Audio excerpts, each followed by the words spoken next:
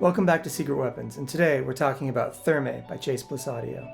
For the uninitiated, Thermae is an analog delay and pitch shifter, and if you've heard it, you probably know what that means. If you've played it, you might know how it works. But rather than just dive into the details of what this thing is, I want to talk about my relationship with this pedal, both pre and post its existence in the world. I was at NAMM when the tonal recall was announced by Bliss, and as soon as it came out, I ordered one as quickly as humanly possible. I think this is mine. I don't think the focus will follow that. You can see it's pretty beat up.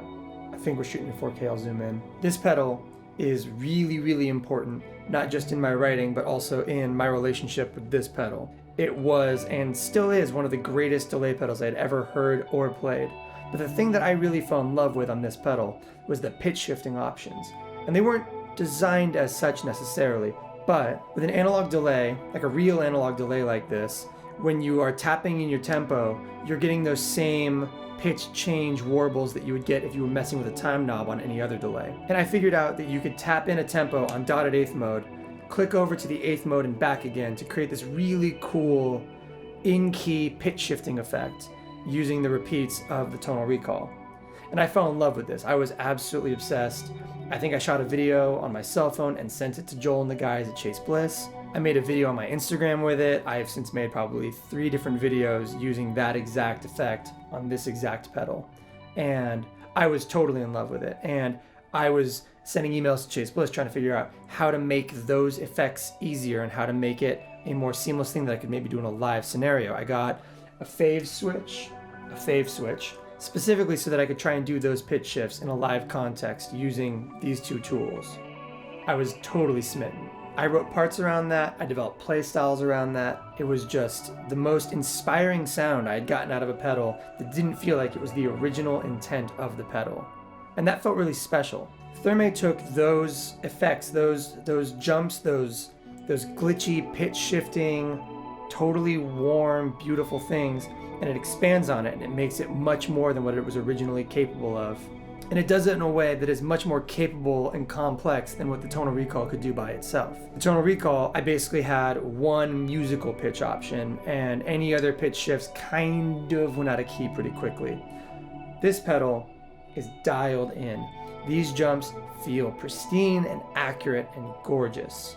And not only that, but the ability to control when, how, and where those jumps happen really opens up a lot of possibilities. So let's talk about some of my favorite settings and features with this thing. Number 1 is step mode.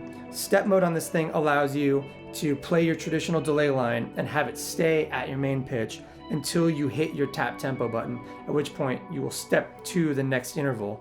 And it's the best for controlled pitch shifting. It's the best for playing a part, letting it breathe, and then adding color to it afterwards. It's this really cool, surprising thing that can be done subtly or wildly, but it's a great effect in either way. Number 2 is slow mode. By holding both buttons down, you can actually set it so that it moves between your intervals at half the speed that it originally would have. The third thing about this pedal, and what's really interesting to me, is how good it is as just a regular delay. If you set your intervals at off on both of them, you just are left with one of the best sounding analog delays on the planet. And I think that's not only due to how good the chips are in here and how great this pedal was as an engineering feat, but the low pass filter. The LPF in this top middle position is your tone control, and it is the best sounding tone control of any pedal I've ever played. I think that's everything.